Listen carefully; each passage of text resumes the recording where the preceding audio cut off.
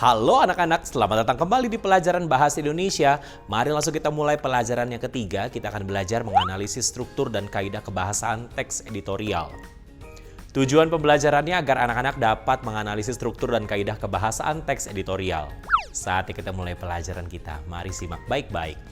Pada pelajaran sebelumnya, kita sudah mengerti bagaimana membuat suatu teks editorial dari merumuskan isu aktual hingga menyampaikan pendapat yang dilengkapi dengan data pendukung. Seperti yang anak-anak sudah ketahui, teks editorial pada dasarnya adalah sebuah tulisan yang berisi opini atau pendapat penulis mengenai suatu topik permasalahan.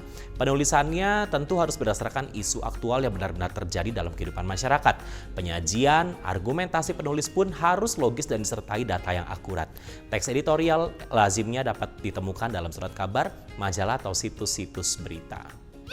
Berdasarkan pemahaman tersebut, anak-anak dapat mengetahui ciri-ciri dari teks editorial. Apa saja ciri-cirinya?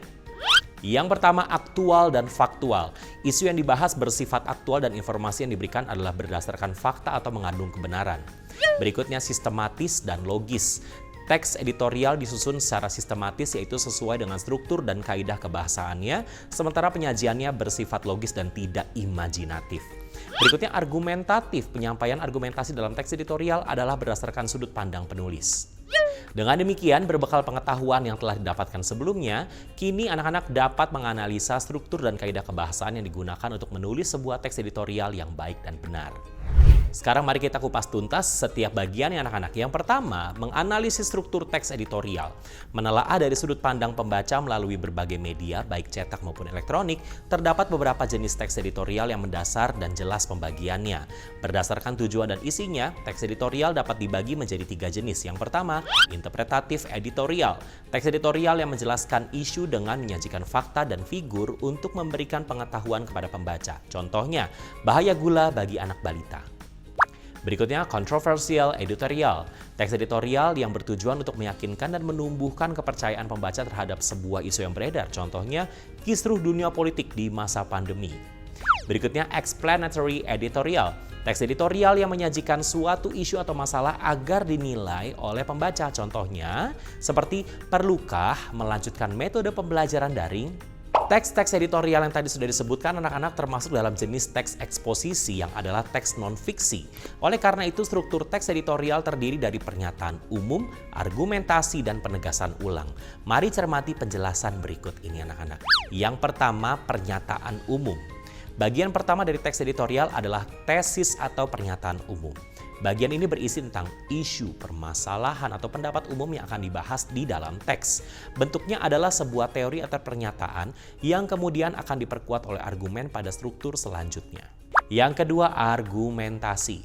Bagian ini merupakan penjelasan alasan-alasan logis untuk memperkuat pendapat mengenai isu aktual yang diutarakan. Tentu saja juga melalui pemaparan fakta yang akurat. Selain alasan logis atau fakta yang akurat, bagian argumentasi juga dapat berisi data hasil temuan, sejumlah analisis, dan pernyataan atau pendapat dari para ahli terkait. Berikutnya, penegasan ulang anak-anak. Bagian akhir dari teks editorial memuat penegasan ulang pendapat yang telah ditunjang dengan fakta. Isinya dapat berupa kritik, saran, penilaian, harapan, dan rekomendasi untuk mengatasi isu atau permasalahan yang disampaikan pada bagian pernyataan umum. Sekarang mari baca dan cermati baik-baik contoh teks editorial berikut ini anak-anak. Contoh teks editorial. Gula, kurangi mulai sekarang. Pernahkah terpikirkan betapa seringnya kita mengkonsumsi makanan dan minuman yang mengandung gula? Segala jenis penganan dan kudapan yang terlihat manis dan menarik memang menggiurkan. Minuman boba yang dingin pun terasa nikmat dan menyegarkan. Indera pengecap manusia terbiasa dimanja oleh rasa manis, hingga tanpa sadar menjadi suatu kebiasaan yang harus dipenuhi hampir setiap hari. Seperti menjalani suatu siklus berulang, karena dilakukan terlalu sering, akhirnya membangun kebiasaan dan susah untuk dihilangkan. Namun, sadarkah Anda bahwa itu berbahaya? Mengkonsumsi gula memang diperlukan oleh manusia sebagai tambahan energi dalam melakukan aktivitasnya sehari-hari. Tetapi, jika dikonsumsi secara berlebihan maka akan berdampak buruk bagi tubuh. Manfaat gula yang seharusnya dapat meningkatkan efektivitas penggunaan otak untuk berpikir justru membuat manusia menjadi pelupa dan sulit untuk berkonsentrasi jika dikonsumsi terlalu banyak. Sangat berlawanan, bukan? Pemerintah Indonesia telah menetapkan Permenkes Nomor 30 Tahun 2013 tentang pencantuman informasi kandungan gula, garam, dan lemak, serta pesan kesehatan untuk pangan, olahan, dan pangan siap saji. Peraturan ini adalah untuk melindungi masyarakat dari resiko penyakit yang disebabkan oleh asupan gula, garam, dan lemak berlebih. Jika membeli makanan atau minuman ringan di supermarket, kita dapat melihat pesan kesehatan atau informasi nilai gizi yang tertera pada kemasannya.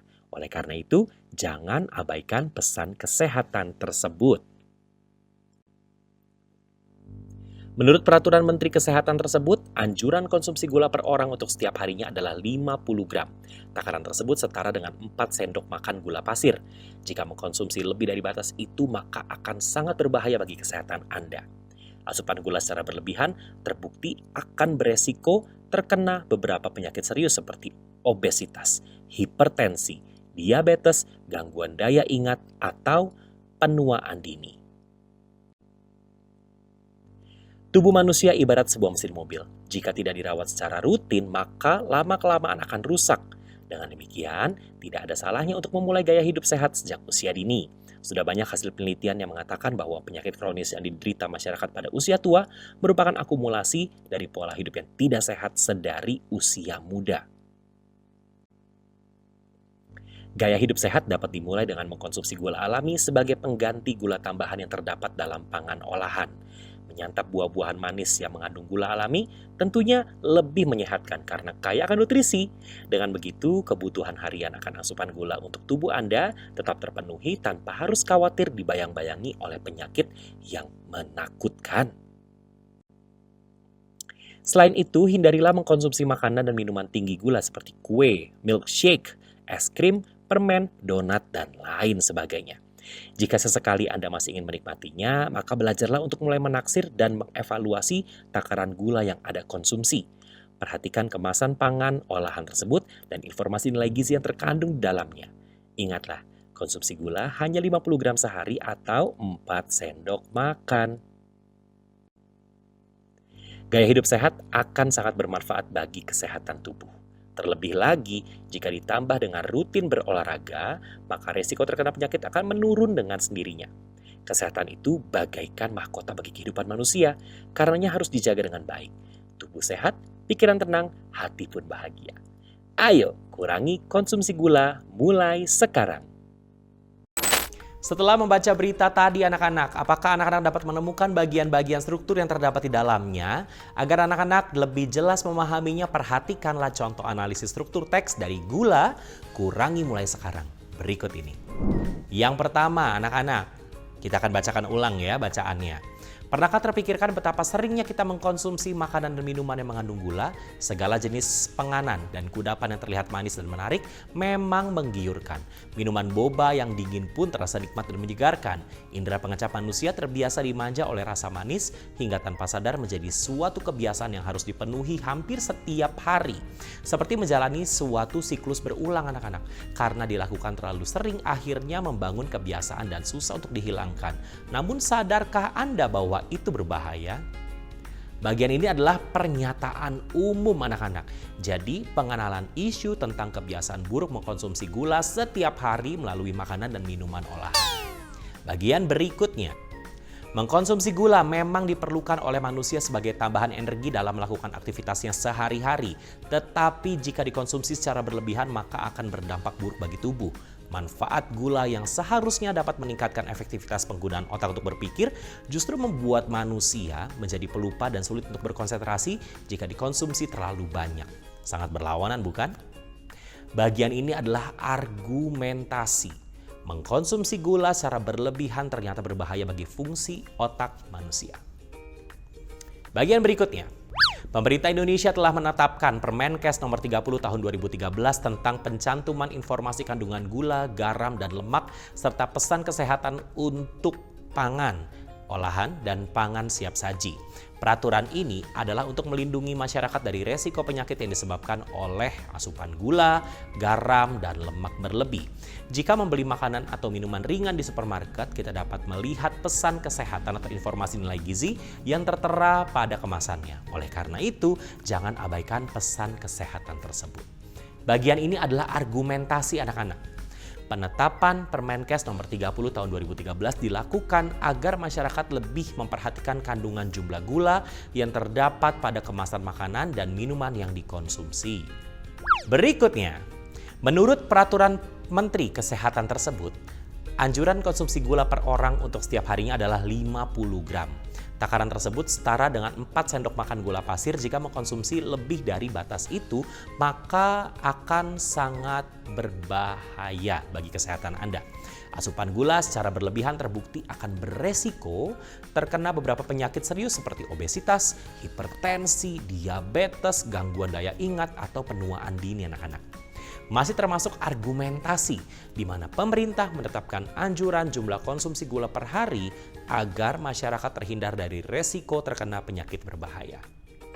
Tubuh manusia ibarat sebuah mesin mobil. Jika tidak dirawat secara rutin, maka lama-kelamaan akan rusak. Dengan demikian, tidak ada salahnya untuk memulai gaya hidup sehat sejak usia dini.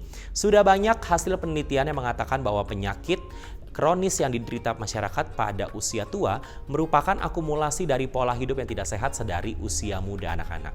Ini masih argumentasi di mana gaya hidup tidak sehat sedari muda dapat berakibat menderita sakit di usia tua. Berikutnya, gaya hidup sehat dapat dimulai dengan mengkonsumsi gula alami sebagai pengganti gula tambahan yang terdapat dalam pangan olahan. Menyantap buah-buahan manis yang mengandung gula alami tentunya lebih menyehatkan karena kaya akan nutrisi. Dengan begitu, kebutuhan harian akan asupan gula untuk tubuh Anda tetap terpenuhi tanpa harus khawatir dibayang-bayangi oleh penyakit yang menakutkan. Nah, bagian ini adalah penegasan ulang. Memenuhi jumlah kebutuhan gula per hari dengan mengkonsumsi makanan yang mengandung gula alami. Selain itu, hindarilah mengkonsumsi makanan dan minuman tinggi gula seperti kue, milkshake, es krim, permen, donat, dan lain-lain. Jika sesekali Anda masih ingin menikmatinya, maka belajarlah untuk mulai menaksir dan mengevaluasi takaran gula yang Anda konsumsi. Perhatikan kemasan pangan olahan tersebut dan informasi nilai gizi yang terkandung di dalamnya. Ingatlah, konsumsi gula hanya 50 gram sehari atau 4 sendok makan. Masih dari penegasan ulang di mana membatasi dan mengawasi jumlah konsumsi gula harian sesuai dengan anjuran pemerintah. Gaya hidup sehat akan sangat bermanfaat bagi kesehatan tubuh. Terlebih lagi, jika ditambah dengan rutin berolahraga, maka resiko terkena penyakit akan menurun dengan sendirinya. Kesehatan itu bagaikan mahkota bagi kehidupan manusia, karenanya harus dijaga dengan baik. Tubuh sehat, pikiran tenang, hati pun bahagia. Ayo, kurangi konsumsi gula mulai sekarang. Ini masih penegasan ulang anak-anak di mana penerapan gaya hidup sehat akan sangat bermanfaat untuk masyarakat. Sudah jelaskah anak-anak mengenai pembagian struktur teks editorial dari contoh berita yang tadi kita sudah bagi dan kita sudah gali satu persatu? Sekarang kita akan uraikan hasil analisis sederhananya ya. Mari kita cermati ulang hasil analisis sederhana teks yang tadi kita sudah baca bersama-sama melalui penjelasan berikut ini. Sekarang mari kita uraikan hasil analisis sederhana. Dan mari kita cermati uraian hasil analisis sederhana dari teks yang tadi kita sudah baca bersama-sama. Yang pertama, pernyataan umum. Seperti yang dapat anak-anak lihat, paragraf pertama pada teks tadi merupakan bagian dari unsur tesis atau pernyataan umum. Bagian ini berfungsi sebagai pengenalan isu aktual yang diangkat oleh penulis. Isu yang dikemukakan adalah kebiasaan buruk masyarakat yang sering mengkonsumsi makanan dan minuman tinggi gula di setiap harinya. Yang kedua, argumentasi. Bagian argumentasi pada teks tersebut terdapat pada paragraf kedua hingga kelima anak-anak. Seperti yang dikatakan sebelumnya, bagian ini merupakan penjelasan pendapat yang harus disertai dengan alasan logis dan berdasarkan fakta, data hasil temuan, analisis atau sejumlah analisis atau pendapat para ahli. Pada paragraf kedua, penulis menuturkan bahwa mengkonsumsi gula secara berlebihan ternyata berbahaya bagi fungsi otak manusia. Alasan logisnya, semakin tinggi jumlah asupan gula yang dikonsumsi, maka fungsi otak akan semakin menurun. Akibatnya, perlahan-lahan daya ingat manusia akan berkurang dan sulit berkonsentrasi. Masih di bagian argumentasi, penulis mengungkapkan pada paragraf selanjutnya tentang upaya pemerintah untuk melindungi kesehatan masyarakat, yaitu dengan menetapkan Permenkes nomor 30 tahun 2013. Peraturan ini berisi tentang pencantuman informasi kandungan gula, garam, dan lemak, serta pesan kesehatan pada pangan olahan dan pangan siap saji. Fakta lainnya yaitu kini makanan dan minuman olahan atau siap saji menyertakan informasi nilai gizi pada setiap kemasannya. Hal ini tentu saja bermanfaat bagi masyarakat. Pada paragraf keempat, penulis memperkuat argumennya dengan mengemukakan anjuran dari Menteri Kesehatan yaitu konsumsi gula yang dibutuhkan oleh tubuh manusia adalah 50 gram per hari setara dengan 4 sendok makan. Masyarakat perlu mengikuti anjuran pemerintah tersebut agar memiliki tubuh yang sehat dan terhindar dari penyakit-penyakit yang berbahaya anak-anak. Selanjutnya, penulis juga menambahkan sudah banyak hasil penelitian yang membuktikan bahwa penyakit kronis yang diderita di usia tua adalah akibat dari masyarakat yang menjalani gaya hidup tidak sehat sedari usia muda. Oleh karena itu, penulis berpendapat untuk memulai pola hidup sehat sejak usia dini agar kesehatan tetap terjaga. Bagian berikutnya penegasan ulang. Bagian struktur terakhir dari teks editorial adalah unsur penegasan ulang pendapat dengan berbagai fakta dan alasan yang juga logis. Pada contoh teks tadi anak-anak, tepatnya pada paragraf ke-6 hingga ke-8, penulis menegaskan pentingnya menganut gaya hidup sehat dengan mengkonsumsi buah-buahan yang mengandung gula alami dan menghindari makanan atau minuman olahan yang kaya akan gula tambahan. Selanjutnya, diingatkan kembali untuk membatasi dan mengawasi jumlah konsumsi gula yaitu cukup hanya 50 gram per hari. Pada paragraf terakhir, penulis menambahkan saran agar rutin berolahraga dan mengajak masyarakat untuk mulai mengurangi konsumsi gula yang berlebihan. Berikutnya yang kedua, kita analisis kebahasaan teks editorial. Setelah memahami tentang susunan struktur teks editorial, selanjutnya diperlukan juga untuk mempelajari kaidah kebahasaannya. Pemahaman akan pengetahuan tersebut adalah sebagai bekal Anda untuk dapat membuat teks editorial dengan bahasa yang baik dan benar. Oleh karena itu, pelajarilah penjelasan berikut ini dengan saksama. Yang pertama, pemilihan kata atau diksi. Dalam membuat sebuah teks editorial, anak-anak harus memperhatikan kata-kata yang akan dipilih dan digunakan. Tentunya yang berhubungan dengan isu aktual yang akan dibahas ya. Membaca berita-berita dalam berbagai surat kabar atau situs informasi dapat memperkaya pengetahuan anak-anak untuk menentukan kata atau kosakata yang ingin digunakan dan menempatkannya secara tepat dalam sebuah kalimat. Pemilihan kata juga merupakan bagian yang penting dalam menulis sebuah teks editorial karena memperlihatkan wawasan dan pengetahuan penulis. Bisa dibayangkan jika membaca suatu berita yang pemilihan katanya tidak sesuai dan susunan kalimatnya tidak beraturan anak-anak. Sudah pasti akan mengurangi minat Anda untuk memahami isu yang disajikan. Pada contoh teks gula kurangi mulai sekarang, terdapat beberapa kata kajian dan populer. Diksi yang digunakan antara lain mengkonsumsi, risiko, kudapan, siklus, abaikan, dan masih banyak lagi. Pada tabel berikut ini anak-anak tersusun kata-kata beserta maknanya berdasarkan Kamus Besar Bahasa Indonesia. Konsumsi artinya adalah pemakaian barang hasil produksi, bisa dari bahan pakaian, makanan, dan sebagainya. Penganan artinya adalah segala macam kue. Kudapan, makanan kecil. Siklus artinya adalah putaran waktu yang di dalamnya terdapat rangkaian kejadian yang berulang-ulang secara tetap dan teratur. Efektivitas artinya adalah keefektifan. Konsentrasi maknanya adalah pemusatan perhatian atau pikiran pada suatu hal. Resiko maknanya adalah akibat yang kurang menyenangkan, bisa merugikan, membahayakan dari suatu perbuatan atau tindakan. Asupan maknanya adalah masukan, biasanya berupa makanan dan gizi ya anak-anak ya. Abai artinya adalah tidak dipedulikan. Kronis maknanya adalah berjangkit terus dalam waktu yang lama dan menahun, tentang penyakit yang melanda diri seseorang yang biasanya tidak sembuh-sembuh anak-anak. Taksir maknanya adalah mengkira-kira atau hitungan dalam bentuk kasar ya. Evaluasi maknanya adalah penilaian. Berikutnya, penggunaan majas. Ini juga harus diperhatikan ya. Tentunya anak-anak masih ingat dengan pelajaran-pelajaran sebelumnya tentang majas, namun dapatkah anak-anak mengingat jenis-jenisnya? Aneka ragam majas yang unik dan penggunaan yang berbeda-beda akan menarik perhatian para pembaca. Seperti yang diketahui, majas merupakan suatu gaya bahasa yang gunanya untuk meningkatkan efek-efek tertentu pada sebuah karya agar semakin hidup. Penulisan majas adalah untuk menyampaikan pikiran dan perasaan dengan cara membandingkan suatu benda atau hal tertentu dengan benda atau hal lainnya yang lebih umum. Penggunaan majas juga umumnya terdapat dalam sebuah teks agar tidak terkesan monoton dan kaku. Majas-majas yang digunakan dalam teks editorial yang pertama majas simile. Majas yang menyatakan perumpamaan dari perbandingan eksplisit dengan menggunakan kata depan dan kata penghubung seperti bagaikan, laksana, seperti, bagai, layaknya, dan ibarat. Perhatikan kutipan penggunaan majas simile pada contoh teks ini ya anak-anak ya. Kesehatan itu bagaikan mahkota bagi kehidupan manusia, karenanya harus dijaga dengan baik. Yang kedua, majas retoris. Majas yang mengungkapkan pertanyaan, namun jawabannya sudah terkandung di dalam pernyataannya.